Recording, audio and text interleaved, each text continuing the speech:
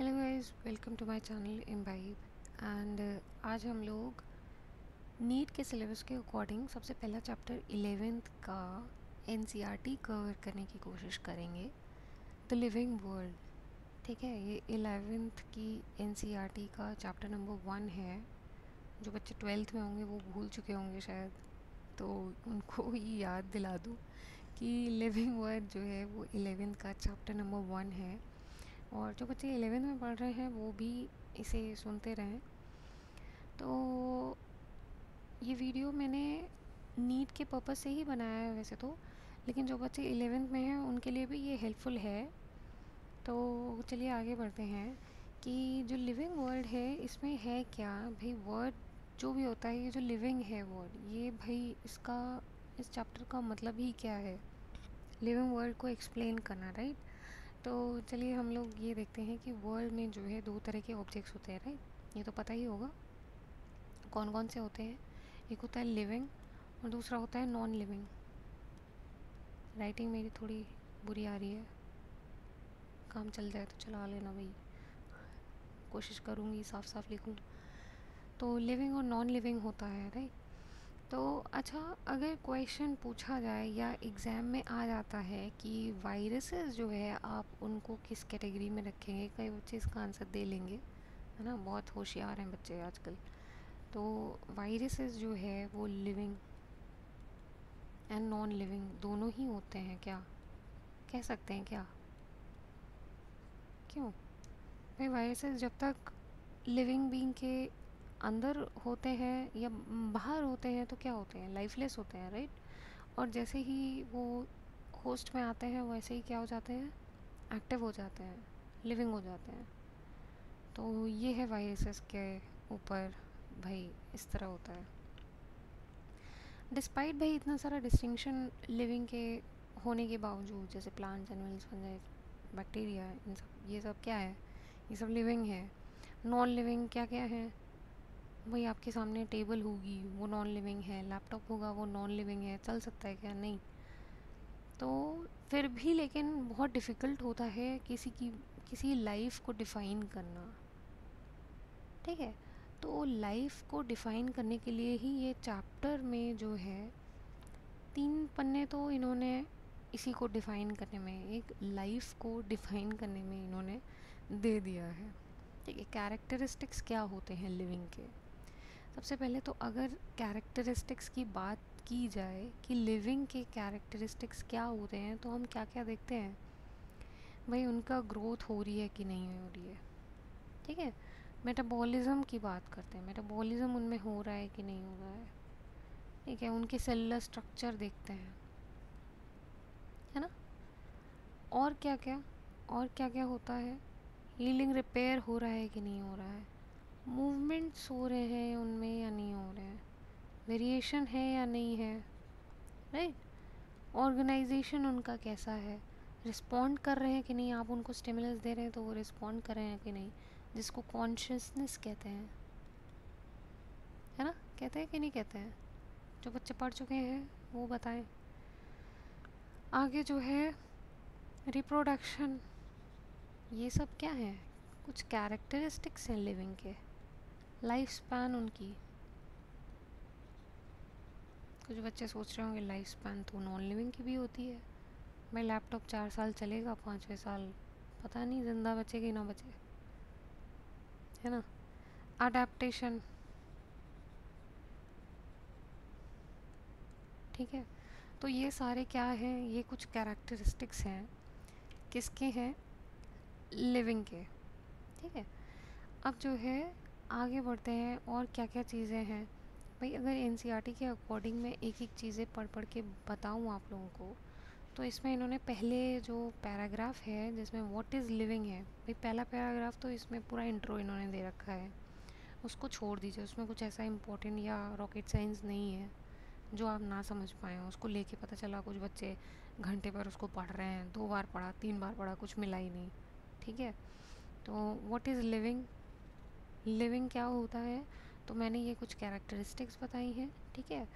उस पैराग्राफ में यही कैरेक्टरिस्टिक्स लिखी हुई हैं, बल्कि इनसे कम ही लिखी हैं। Growth, reproduction, ability to sense, ठीक है, माउंट अ सुटेबल रिस्पॉन्स, ये सब चीज़ें आती हैं, ये सब यूनिक फीचर्स हैं लिविंग ऑर्गेनिज्म के। और जो है क्या ऐड कर सकता है कोई इंसान, तो metabolism, self replication, self organize, interact and emergence, इसको और ऐड कर सकते हैं। अच्छा, अब बात करते हैं ग्रोथ की। ठीक है, कोई मुझे बताए ग्रोथ की बात करते हैं, कोई मुझे बताए कैसे भाई। मैं तो, चलिए ठीक है, ग्रोथ की अगर बात की जाए तो ग्रोथ में क्या हम बोल सकते हैं भाई, इंक्रीज इन मास, यही तो बात करेंगे, राइट। चलिए मैं इसे इरेज कर देती हूँ तो बताती हूँ। ग्रोथ की अगर बात की जाए तो हम सबसे पहले बात करते हैं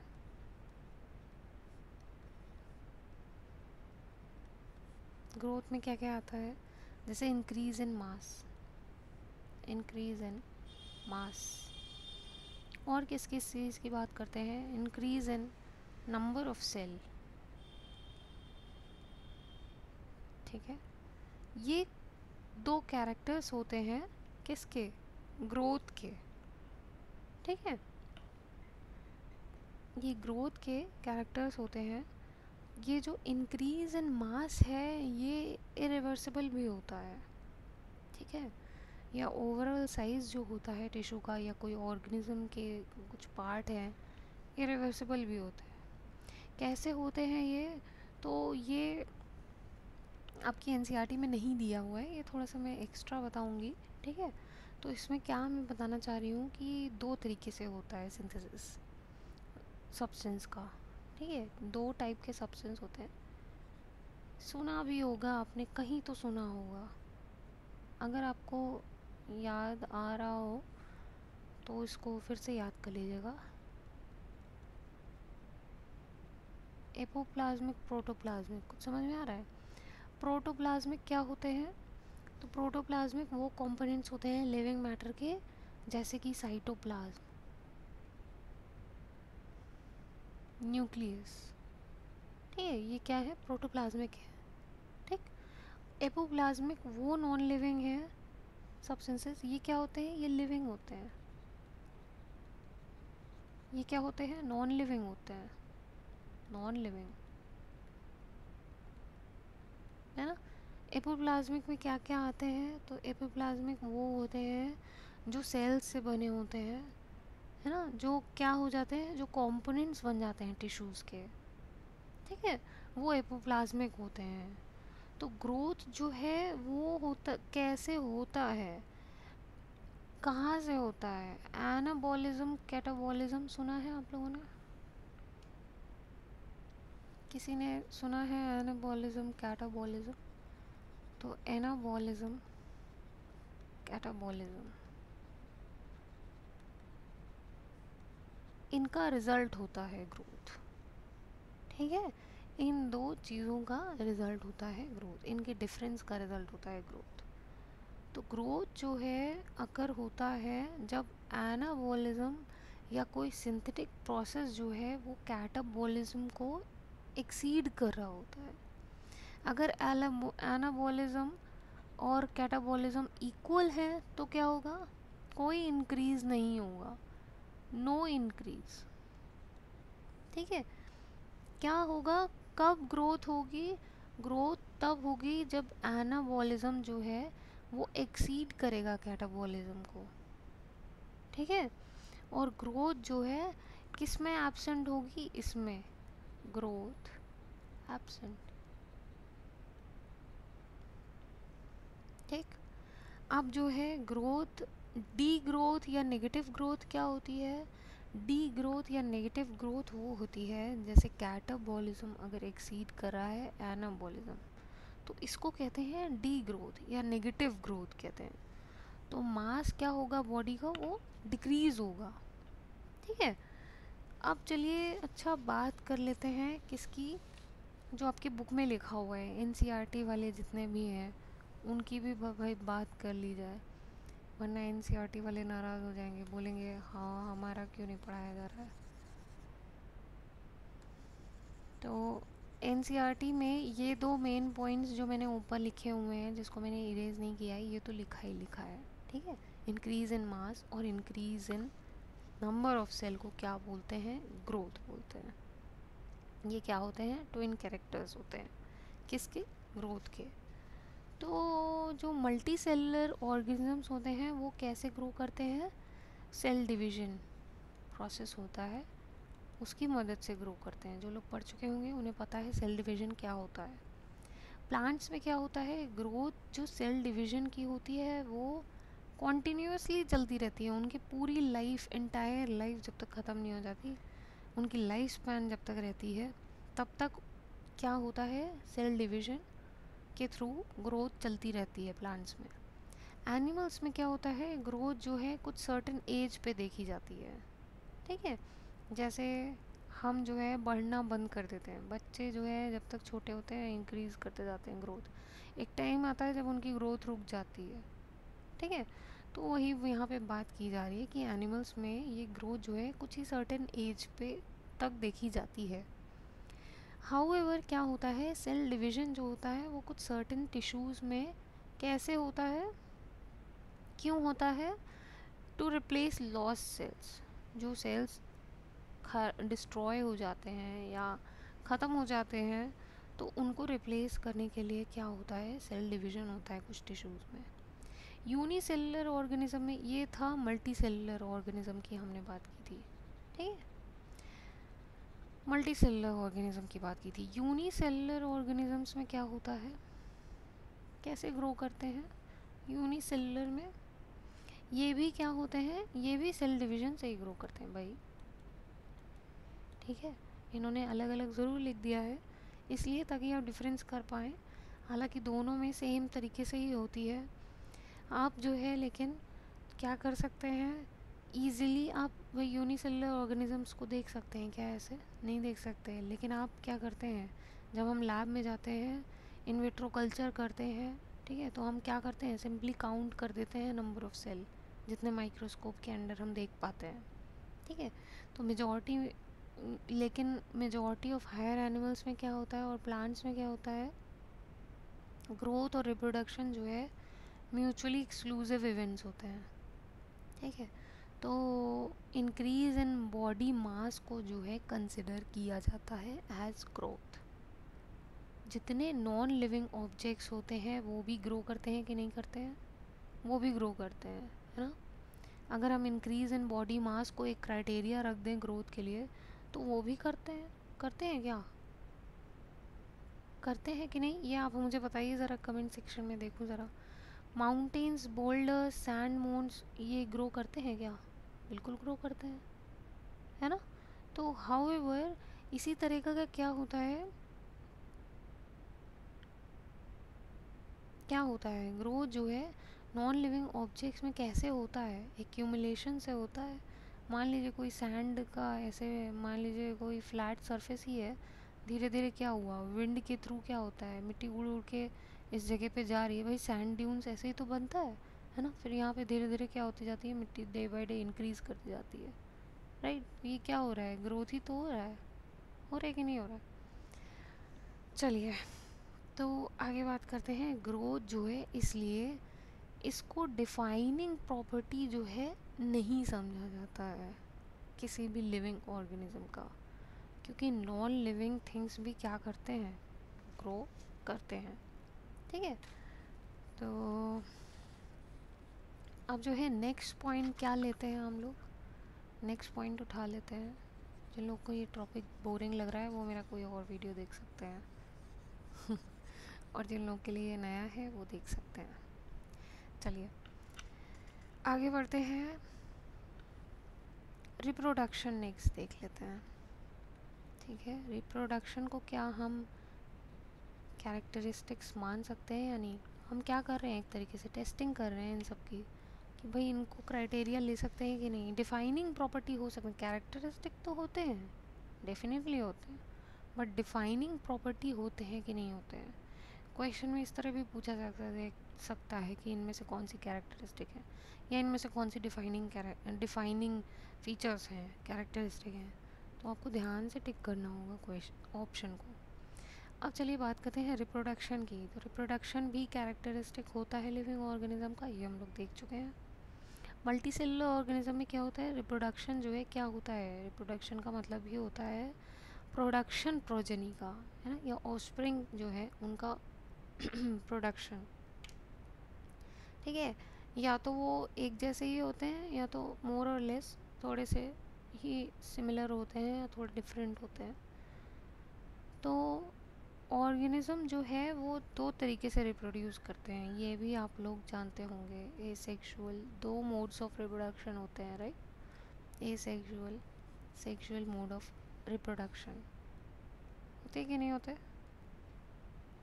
तो फंजाई जो होते हैं वो कैसे मल्टीप्लाई करते हैं, एसेक्सुअल स्पोर्स प्रोड्यूस करते हैं फंजाई, एसेक्सुअल स्पोर्स।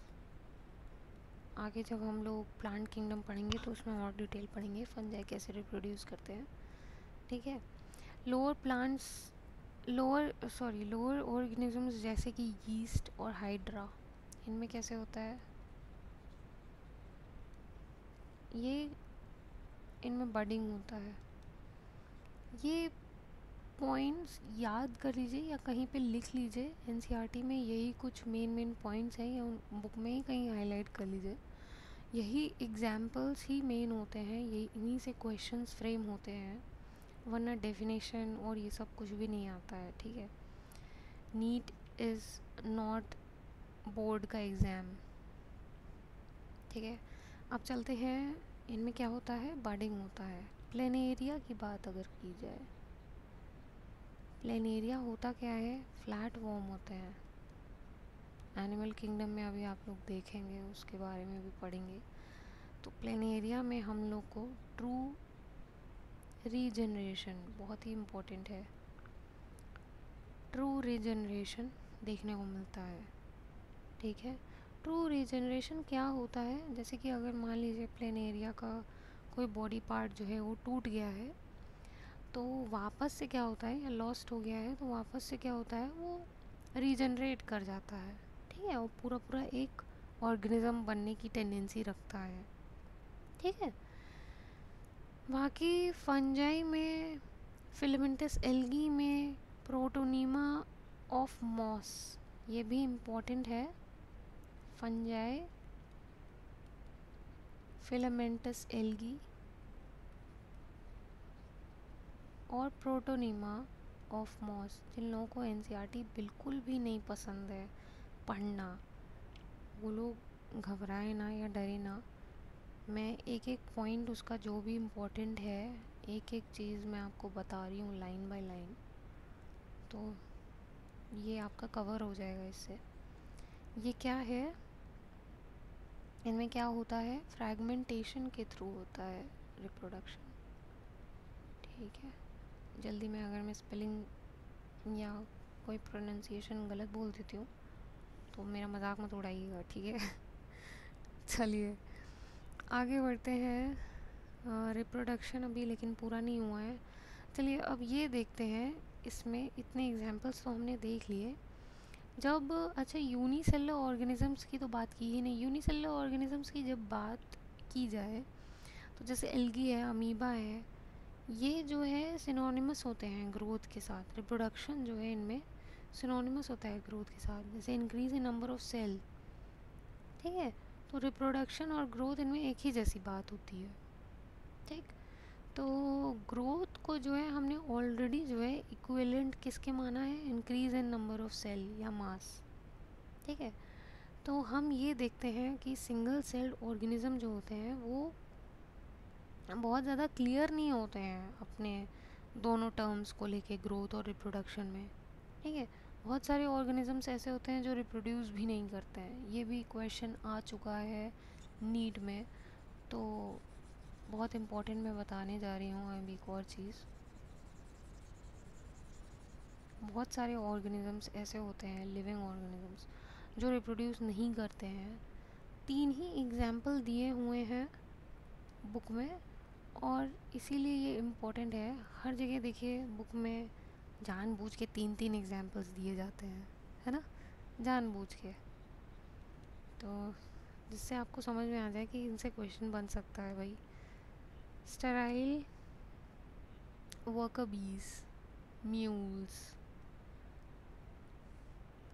और इनफर्टाइल ह्यूमन कपल्स।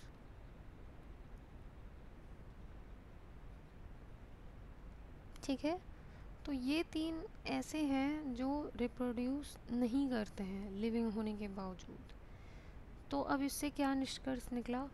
इससे ये निष्कर्ष निकला, ये कंक्लूजन, निष्कर्ष मतलब लोग पूछेंगे क्या होता है भाई, इसका कंक्लूजन ये है कि रिप्रोडक्शन को भी हम डिफाइनिंग कैरेक्टरिस्टिक्स नहीं बोल सकते हैं। ठीक है, हालांकि कोई नॉन लिविंग ऑब्जेक्ट जो है रिप्रोड्यूस या अपने आप रिप्लिकेट नहीं कर सकता है। ठीक है, हो सकता था, लेकिन इस एक रीज़न की वजह से हम रिप्रोडक्शन को नहीं मान सकते हैं कि ये डिफाइनिंग कैरेक्टरिस्टिक हो सकता है लिविंग का। और यूनिसेलुलर में क्या होता है, ग्रोथ और रिप्रोडक्शन तो एक ही बराबर है, समझ लो। ठीक है, तो ये हो गया रिप्रोडक्शन के बारे में। अब आगे चलते हैं metabolism, next point.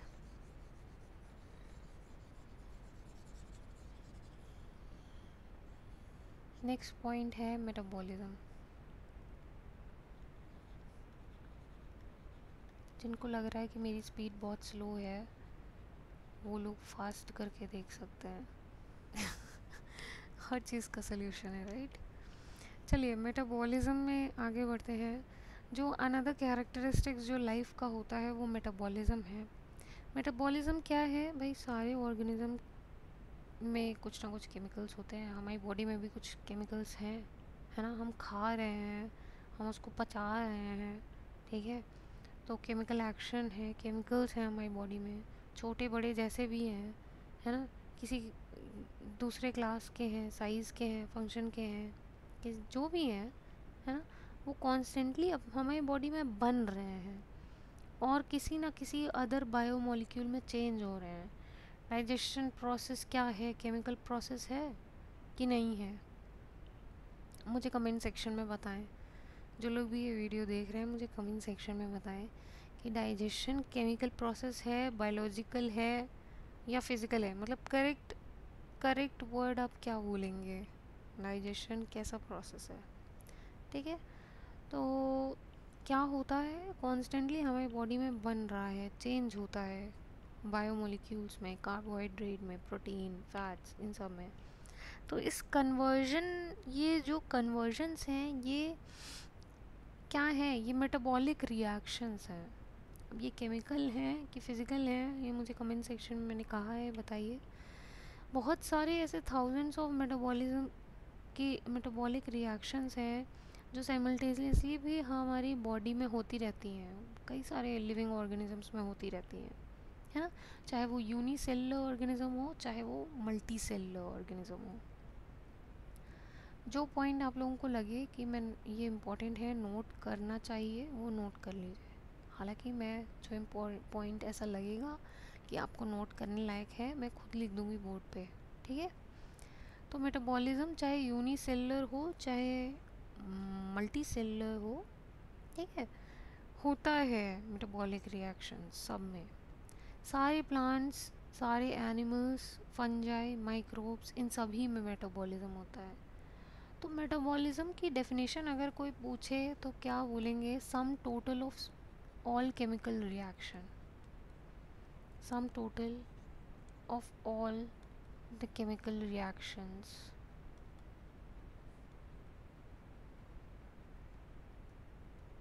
occurring in our body।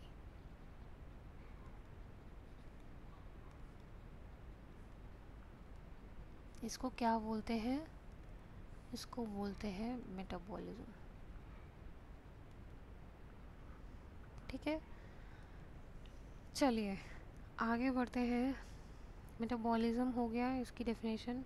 कोई भी नॉन लिविंग ऑब्जेक्ट मेटाबॉलिज्म नहीं होता है उनमें, किसी भी नॉन लिविंग ऑब्जेक्ट में मेटाबॉलिक रिएक्शंस जो होती हैं वो उनको डिमॉन्स्ट्रेट हम कर सकते हैं आउटसाइड बॉडी, है ना। कैसे कर सकते हैं, सेल फ्री सिस्टम में, ठीक है। अब जो है an isolated metabolic reaction outside the body of an organism, उसको कहाँ पे परफॉर्म किया जाता है? टेस्ट ट्यूब में, है ना। जो टेस्ट ट्यूब में होती है वो ना तो लिविंग होती है ना ही नॉन लिविंग होती है। इसीलिए जो मेटाबॉलिज्म प्रोसेस भी है वो क्या होती है, उसको डिफाइनिंग फीचर हर ऑर्गेनिज्म का क्या कर सकते हैं, है कि नहीं है, होता है। ठीक है। वाइल मेटाबॉलिज्म जो है क्या होता है, डिफाइनिंग फीचर जो है लिविंग ऑर्गेनिज्म का होता है, बिना किसी एक्सेप्शन के साथ हो भी। क्या कोई एक्सेप्शन मैंने बताया कि किसी में मेटाबॉलिज्म नहीं होता है? सब में तो होता है, यूनिसेलुलर मल्टी सेलुलर में होता है, प्लांट एनिमल फंजाई माइक्रोब सब में होता है, हर लिविंग में होता है। ठीक है, खाली नॉन लिविंग में नहीं होता है। यानी कि मेटाबॉलिज्म एक ऐसा फीचर है जिसको हम ये बोल सकते हैं कि ये डिफाइनिंग फीचर है। ठीक है, किसका? लिविंग का। ठीक है, तो ये हो गया सेलुलर ऑर्गेनाइजेशन ऑफ बॉडी जो है is defining feature of life forms, ऐसा कह सकते हैं। ठीक है, तो नेक्स्ट अब आगे और क्या क्या, मैं ये हम लोगों ने मेटाबॉलिज्म के बारे में, अभी हमें कॉन्शियसनेस के बारे में पढ़ना है। ठीक है, कॉन्शियसनेस क्या होता है, किसी को पता है क्या? अगर किसी को पता हो, अभी मैंने बताया अभी था हालांकि। चलिए, फोर्थ जो है, कहाँ पढ़ रहे हैं हम? कॉन्शियसनेस पे। चलिए, कॉन्शियसनेस क्या होता है? तो जैसे बहुत सारे क्या होते हैं भाई, कोई भी लिविंग या किसी भी ऑर्गेनिज्म में अगर एबिलिटी है सेंस करने की अपने सराउंडिंग की चीज़ों को या इन्वायरमेंट को, और उसके अकॉर्डिंगली रिस्पॉन्ड करने की। ठीक है, वो चाहे तो फिज़िकल हो, चाहे केमिकल मीन्स हो, चाहे बायोलॉजिकल हो, इसी को कहते हैं कॉन्शियसनेस। हम क्या करते हैं, अपना इन्वायरमेंट को सेंस करते हैं अपने सेंस ऑर्गन से, है ना। गर्मी लगती है हमें, जाड़े में ठंड लगती है हमें। ठीक है, ऐसे ही प्लांट्स भी क्या करते हैं, रिस्पॉन्ड करते हैं एक्सटर्नल फैक्टर्स को, जैसे लाइट, वाटर, टेम्परेचर, ये सब क्या करते हैं, ये सब इफ़ेक्ट करते हैं प्लांट को। ठीक है, बाकी ऑर्गेनिज्म वो भी इफ़ेक्ट करते हैं, पोल्यूशन जो है वो भी प्लांट्स को इफ़ेक्ट करता है। ठीक है, तो सारे ऑर्गेनिज्म चाहे वो प्रोकैरियोट हो, प्रोकैरियोट से ले करके जो सबसे कॉम्प्लेक्स यूकैरियोट भी होता है, वो भी सेंस कर सकता है, वो भी रिस्पॉन्ड कर सकता है कोई भी एक्सटर्नल इन्वायरमेंट क्यूज़ के लेके या इन्वायरमेंटल चीज़ों को लेके। अब जो है फोटो पीरियड, जैसे नाम अगर सुना होगा, प्लांट्स में होता है फोटो पीरियड। अभी हम लोग आगे पढ़ेंगे इसे, यहाँ पे ज़्यादा नहीं बताऊँगी। फ़ोटो पीरियड क्या होता है? फ़ोटो पीरियड जो है रिप्रोडक्शन को अफेक्ट करता है। ठीक है, सीजनल ब्रीडर्स जो होते हैं उनके रिप्रोडक्शन को अफेक्ट करता है फ़ोटो पीरियड, दोनों प्लांट्स और एनिमल्स दोनों में ही। ठीक है, सारे ऑर्गेनिजम्स हैंडल कर सकते हैं केमिकल्स जो भी उनकी बॉडी में एंटर कर रहे होते हैं। सारे ऑर्गेनिज्म को इसलिए जो है ये मालूम होता है कि हम अपनी सराउंडिंग से क्या चीज़ें ले रहे हैं। ठीक है, उनको पता होता है क्या चीज़ें दे रहे हैं, क्या चीज़ें बाहर फेंक रहे हैं। ठीक है, ह्यूमन बीइंग्स भी जो है ऑर्गेनिज्म ऐसे होते हैं जिनको पता होता है अपने बारे में, है ना। उनको क्या होता है, सेल्फ कॉन्शियसनेस होता है। इसीलिए कॉन्शियसनेस में भी कोई भी एक्सेप्शन नहीं है, और चूँकि कोई एक्सेप्शन नहीं है तो हम क्या कह सकते हैं कि ये भी क्या है, डिफाइनिंग प्रॉपर्टी है। ठीक है, लिविंग ऑर्गेनिज्म की।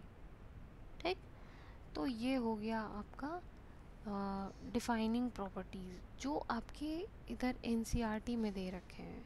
तो कितने हम लोगों ने देखे, मेटाबॉलिज्म या सेलुलर ऑर्गेनिज्म देखा, कॉन्शियसनेस देखा, रिप्रोडक्शन देखा, ग्रोथ देखा। ठीक है, नेक्स्ट जो टॉपिक है, अच्छा एक पैराग्राफ नीचे और दिया हुआ है, अगर किसी को लग रहा है कि मैं छुड़ाती जा रही हूँ सब कुछ, तो ऐसा कुछ भी नहीं है। अगर कोई चाहता है कि ये भी पैराग्राफ मैं कर देती हूँ, अच्छा ठीक है। और कुछ ऐसा इम्पोर्टेंट है नहीं, इसमें यही लिखा हुआ है कि when it comes to human beings it is all the more difficult to define the living state. ठीक है, ह्यूमन बीइंग्स में तो बहुत ज़्यादा डिफ़िकल्ट होता है लिविंग स्टेट डिफ़ाइन करना। ठीक है, कई पेशेंट्स जैसे आपने देखे होंगे कोमा में पड़े होते हैं हॉस्पिटल में, है ना, जिनको सपोर्ट मिलता है मशीन्स का, वेंटिलेटर्स का, है ना। किसी का हार्ट रिप्लेस करना है, किसी का लंग रिप्लेस करना है। जो पेशेंट अदरवाइज़ कुछ ब्रेन डेड भी होते हैं, है ना। और कुछ पेशेंट होते हैं जिनके सेल्फ कॉन्शियसनेस नहीं होता है, कोमा में होते हैं। ठीक है, तो क्या वो पेशेंट जो है, जो कभी नॉर्मल लाइफ में वापस ही नहीं आ पाते हैं, उनको आप लिविंग बोलेंगे या नॉन लिविंग बोलेंगे? क्यों? ठीक है, तो ह्यूमन बीइंग्स में कुछ डिफ़िकल्ट होता है ये डिफ़ाइन करना, लिविंग स्टेट डिफ़ाइन करना। तो चलिए आगे बढ़ते हैं। इसमें यही लिखा है कि हायर क्लास में आपको पता चलेगा कि हर लिविंग फिनोमिना जो होता है वो कुछ ना कुछ अंडरलाइंग इंटरेक्शंस की वजह से होता है। प्रॉपर्टीज़ जो होती हैं टिश्यूज़ की वो प्रेजेंट नहीं होती हैं कॉन्स्टिट्यूएंट सेल्स में, लेकिन वो क्या होती हैं, कहाँ से अराइज करती हैं, कुछ इंटरेक्शन होते हैं कॉन्स्टिट्यूएंट सेल्स के बीच में, उनके रिजल्ट से होती हैं, उनकी वजह से होती हैं। ठीक है, सिमिलरली ऐसे ही प्रॉपर्टीज़ जो होती हैं सेलुलर ऑर्गेनेल्स की, वो प्रेजेंट नहीं होती हैं मॉलिक्यूलर कॉन्स्टिट्यूएंट्स में किसी भी ऑर्गेनेल में, लेकिन अराइज कहाँ से करती हैं, तो इंटरेक्शन होता है मॉलिक्यूलर कंपोनेंट्स के बीच में। ठीक है, ये इंटरेक्शंस कहाँ से होते हैं, तो जो भी इमर्जेंट प्रॉपर्टीज़ होती हैं हायर लेवल ऑफ ऑर्गेनाइजेशन से। ठीक है, तो ये पैराग्राफ इतना इम्पोर्टेंट नहीं है, इसमें बस यही लिखा है कि लिविंग ऑर्गेनिज्म को इसलिए self replicating, evolving, self regulating, interactive systems, ये सब लिखा हुआ है। बाकी बायोलॉजी की डेफिनेशन लिखी हुई है, जिनको इंटरेस्ट हो वो लोग पढ़ लें, जिनको नहीं पता है कि बायोलॉजी क्या होता है वो लोग पढ़ लें। ठीक है, इसमें छोटे छोटा अच्छा चीज़ें लिखी हुई हैं। Biology is the story of life on earth, वाह क्या बात है। ठीक है, तो ये कुछ चीज़ें छोटी छोटी डेफिनेशन लिखी हुई है। Biology is the story of evolution of living organisms on earth. ठीक, तो अपने भाई सब्जेक्ट के बारे में भी पता होना चाहिए, ठीक है, जो भी आप पढ़ रहे हैं। तो आगे जो है नेक्स्ट टॉपिक है diversity in the living world. ये हम लोग नेक्स्ट लेक्चर में पार्ट 2 में लिविंग वर्ल्ड के मैं उसमें डालूँगी, अपलोड करूँगी। आज के लिए बस इतना ही। Thank you so much.